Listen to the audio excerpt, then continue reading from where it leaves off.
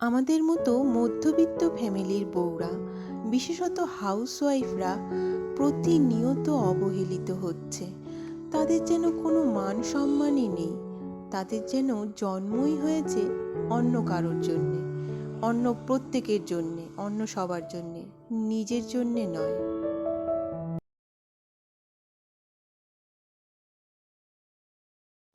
Good morning বন্ধুরা, welcome back to my channel.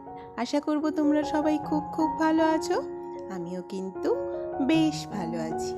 আর ওয়েদারটা দেখছো, একদম রাত্রি থেকে টানা বৃষ্টি হচ্ছে। পুরো ঠান্ডা ঠান্ডা ওয়েদার, কি সুন্দর। আজ আমি তোমাদেরকে আলোচনা করব তোমাদের সাথে যে আমাদের বেশিরভাগ মধ্যবিত্ত ফ্যামিলিতে বাড়ির বউদের কোনো সম্মান নেই। তারা প্রচণ্ড অবহেলিত, এত অবহেলায় তারা থাকে, তাদের কোনো সম্মান নেই। তো কি করলে তারা একটু সম্মান পাবে? দেখো, জীবন তো একটাই, সবার জীবনের কিন্তু মূল্য সমান।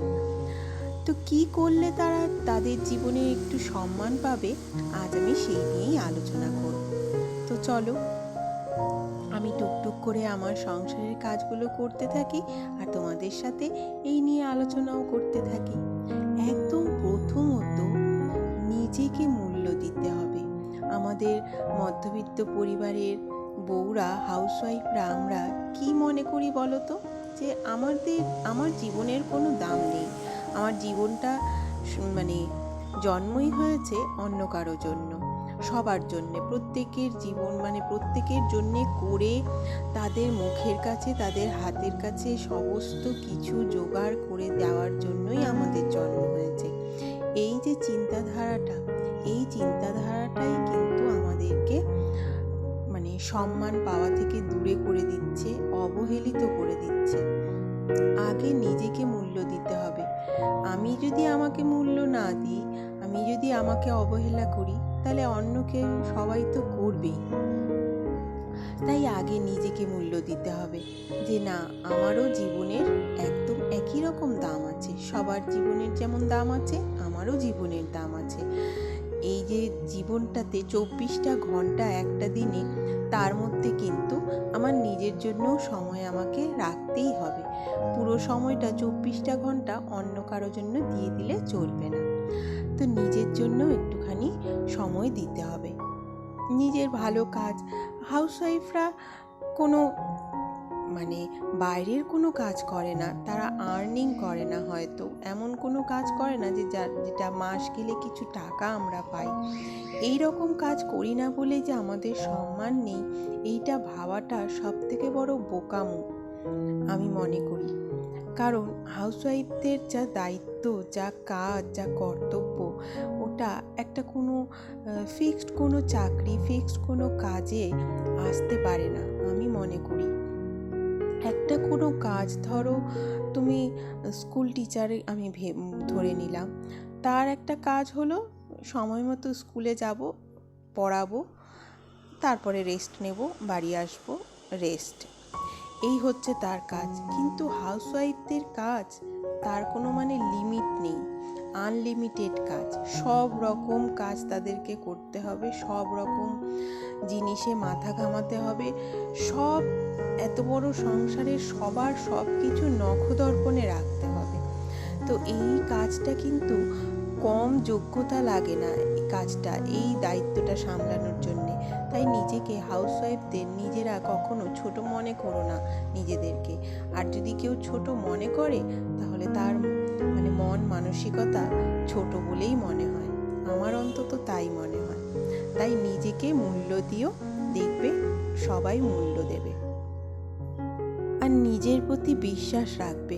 অনেকে আছে কোনো সিদ্ধান্ত নিজে নেয় না, যে কোনো একটা কাজ, ও মা, কেউ যদি কিছু জিজ্ঞেস করে, আমি কি করে জানবো, আমি জানি না, আমি এগুলো জানি না, আমার বর জানে বা আমার বাড়ির লোক জানে।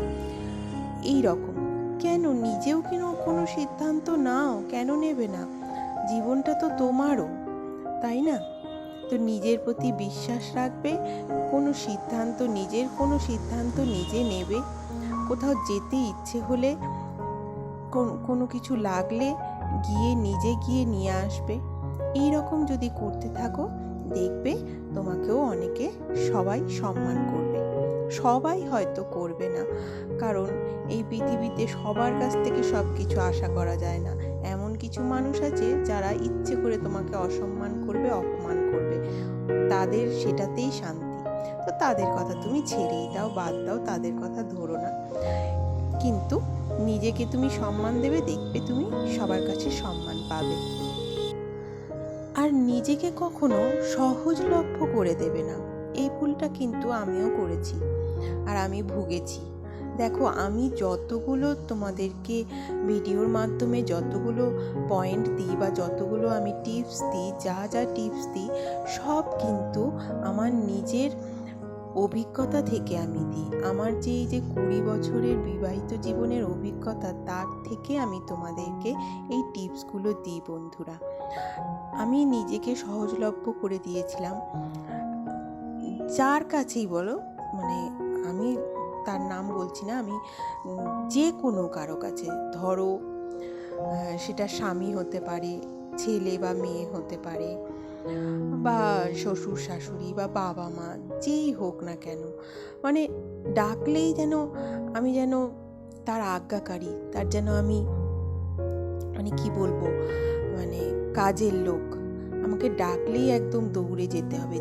যতই আমার শরীর খারাপ থাক না কেন, যত কিছুই থাক না কেন, আমাকে একদম মানে হুকুমে হাজির হতে হবে। এই জিনিসটা খুব খারাপ জিনিস। ডাকলে তুমি 10 বারের মধ্যে 7 বার যাও, 3 বার বলো যে আমি এখন যেতে পারছি না, আমি কাজ করছি, কাজটা শেষ করে তারপরে যাব। এই রকম জিনিসগুলো কিন্তু মাঝে মাঝে করো বন্ধুরা। নিজেকে সব সময় কাউকেই করো না, কারো কাছে এইরকম সহজলভ্য হয়ে যেও না। সে কিন্তু তাহলে আর তোমাকে কোনো পাত্তাই দেবে না, তোমার কোনো দামই তার কাছে থাকবে না। আর হচ্ছে, নিজেকে আরো মজবুত করে গড়ে তোলো। আমাদের ভগবান না আমাদের সবার মধ্যে, উপরওয়ালা আমাদের প্রত্যেকের মধ্যেই কিন্তু কিছু না কিছু গুণ দিয়েই পাঠিয়েছে। তো সেই গুণগুলোকে আগে পর্যবেক্ষণ করো, আগে সেগুলো বার করো যে আমার মধ্যে কী গুণ আছে। তারপরে সেই গুণটাকে নিয়ে আর একটু বেশি চর্চা করো, সেইটাকে আর একটুখানি কাজে লাগাও, সেই জিনিসটাকে আর একটু কাজে লাগাও, মজবুত করো নিজেকে। নিজেকে একটু মজবুত করবে, আপডেট করবে, দেখবে তাহলে কিন্তু তোমার নিজের প্রতি একটা কনফিডেন্স আসবে, একটা আত্মবিশ্বাস তৈরি হবে নিজের প্রতি। আর নিজের প্রতি যদি আত্মবিশ্বাস তৈরি হয় না, তাহলে দেখবে তুমি মানে কি বলবো, কারো কাছে নত হবে না। তাহলে আত্মবিশ্বাস একটা তৈরি হলে সেই জিনিসটা দিয়ে তুমি কিন্তু ভবিষ্যতে কিছু করার একটা কি বলবো মনোবল পাবে। তো ওই গুণটাকে নিয়ে একটু চর্চা করো, দেখবে তোমার কিন্তু অনেক অনেক উপকার হবে এটাতে। শেখার কোনো শেষ নেই, শেখার কোনো শেষ নেই। যেই গুণটা তোমার মধ্যে আছে সেটাকে আবার করে তুমি কিন্তু রিনিউ করতে পারো, সেটাকে নিয়ে আবার করে চর্চা করে তার সম্পর্কে আরও কিছু শিখে নিয়ে আরও নিজেকে আপডেট করে আরও ভালো করে নিতেই পারো। যেটা ছোটোবেলা হয়নি, কি সবার তো আর সব সময় হয় না সব কিছু। আমাদের বেলায় অনেক ছোট অল্প বয়সেই আমাদের বিয়ে দিয়ে দিয়েছে, ভবিষ্যৎ নিয়ে চিন্তা করার আমরা সময়ই পাইনি। কিছু যে করব, নিজের পায়ে যে দাঁড়ানোটা কত দরকার সেটা বোঝার মতো আমাদের সময়ই পাইনি আমরা, তার আগেই আমাদেরকে সংসার ধরিয়ে দিয়েছে। তো কি করব, এখন যতটুকু বুঝতে পেরেছি, যতটুকু করা যায় সেইটুকু। এই যে যেমন দেখো, সবাই যে ইউটিউবে একটু ব্লগ করে নিজের পায়ে দাঁড়ানোর চেষ্টা করছে, এটাও তো একটা বড় চেষ্টা।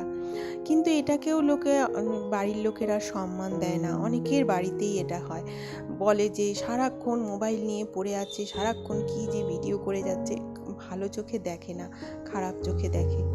দেখো, তা যাদের যেটা ভাবার ভাবুক, তুমি খারাপ কিছু করো না, তুমি ভালো থাকো, তাহলেই হবে। এই জিনিসটা করেও যদি নিজের পায়ে দাঁড়াতে পারো বন্ধুরা, তাহলেও কিন্তু দেখবে অনেকটা অনেকটা ভালো থাকবে। ভবিষ্যতের জন্যে নিজেকে কিন্তু ভালো রাখবে, ভালো থাকবে। তো চলো, এই দেখো এই পেপারগুলো না আমি কি বলো তো, আমার যা সেলাই করে, ও সেলাই করে কিছু টাকা একটু ইনকাম করে, রোজগার করে। তো ওই যে ওর কাছে যে ফলস পিকো লাগাতে দেয় শাড়িগুলো, নতুন শাড়িগুলো, তাঁতের শাড়ি, সেগুলোতে এইরকম পেপারগুলো থাকে। আমি ওর কাছ থেকে এই পেপারগুলো নিয়ে আসি, ওগুলোই এখানটায় আমি পাতিয়ে দিই, মাঝে মাঝে এগুলো পাল্টে দিই। তো আজকে কিছুদিন পরে, আজ প্রায় মাসখানেক পরে এগুলো আমি পাল্টে দিলাম। দেখো নোংরা হয়ে গিয়েছিল, তো ওটা পাল্টে দিলাম। তো চলো, এইবার আমার ঘর বাড়ি সব গোছানো হয়ে গেছে, মুখটা পরিষ্কার করে নিয়ে একটু ফেস প্যাক দিয়ে নেব।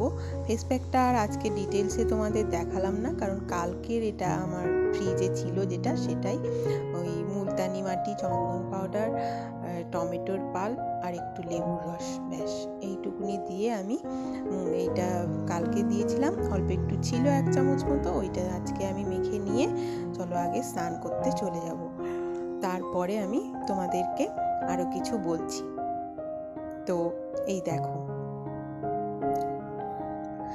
আর হচ্ছে যাদের কাছে তুমি সম্মান পাবে না তাদের কাছে যেও না। এমন ধরো অনেকে আছে যে বাড়িতে আর তেমন কেউ নেই, তো তাদের সাথে একটু গল্প না করলে ভালো লাগে না, কিন্তু গল্প করতে গেলে তারা শুধু সবসময় তোমাকে খোঁটা দেয়, কথা শোনায়। এই রকম মানুষের কাছে না, যার সাথে কথা বলে মন যদি হালকা না হয়, মন যদি একটু শান্তি না হয়, উপরন্তু আরও মনটা আমার ভারী করে দেয়, মনে দুঃখ দেয়, এই রকম মানুষের সাথে কথা বলার থেকে আমি মনে করি কথা না বলা ভালো। নিজের সাথে কথা বলো, একা থাকা ভালো, আমি তো তাই মনে করি। তো যার কাছে তুমি সম্মান পাবে না তার থেকে আস্তে আস্তে দূরে চলে যাওয়াই ভালো, দরকার নেই কথা বলার। আমি নিজে একাই ঠিক আছি, আমি এটা মনে করি। জানি না তোমাদের মতামত আলাদাও হতে পারে। তো দেখো, আমি লেবুর রসটা তখন বাবান খেতে চায়নি, তো এখন আমি ওকে স্নান করে উঠে এই লেবুর রসটা দিয়ে তারপরে পুজো দিতে যাব। ও পড়ছে তো, আর এই বৃষ্টি ওয়েদারে ওকে স্কুল পাঠাইনি, ওর বাবা তো গেছে, ওকে তো যেতেই হবে, তো ছেলেকে আর স্কুলে পাঠাইনি, ও বাড়িতেই বসে পড়ছে। আর ওকে এই দেখো, ছোটোবেলা তো রস করে দিয়েছি, তারপরে কিছুদিন একটু চুষে খেলো এমনি, এখন আবার বলছে রস না করে দিলে আমি খাবো না। এবার কী বলো তো, মায়েদের মন তো, আর বাচ্চাটা পড়ছে, অত রাত অবধিও পড়ে, তারপরে এখন আবার মাছ মাংস ডিম খাওয়া ছেড়ে দিয়েছে, ফল তো খেতেই হবে। এবার ওই জন্য ওটাও খায় না বলে আমি আবার ওই জন্য রস করে দিই। মাঝে মাঝে কোনো দিনও হয়তো বলি যে বাবা আজকে আমার দেরি হয়ে গেছে, সময় নেই, আজকে একটুখানি খেয়ে নে। ওই রকম করে দিলে কি হয়, ধরো 2টো লেবুর ধরো 8 পিস হয়েছে, দিলাম 5 থেকে 6 পিস খাবে, 2 পিস রেখে দেবে, মানে রাখবেই, পুরোটা একদম খাবেই না। আর রস করে দিলে আবার পুরোটা খেয়ে নেয়। তো দেখো, তোমাদের সাথে কথা বলতে বলতে কিন্তু আমার সমস্ত কাজ হয়ে গেছে, আর আমি পুজোর ঘরেও চলে এসেছি। আর আজকের ভিডিও আমি এখানেই শেষ করব। তোমরা সবাই খুব ভালো থেকো, সুস্থ থেকো, দেখা হচ্ছে নেক্সট ভিডিওতে। আর আমার ভিডিওটা যদি একটুও ভালো লেগে থাকে তাহলে প্লিজ একটা লাইক দিও, সাবস্ক্রাইব করে আমার চ্যানেলের পাশে থেকো। আর এই যে হনুমান চালিসাটা আমি পড়ছি না, এটা আমার কিন্তু পুরো মুখস্থ, তাও আমি বইটা হাতে নিয়েই পড়ি, যদি কিছু ভুল হয়ে যায় এই রকম মনে হয় তাই।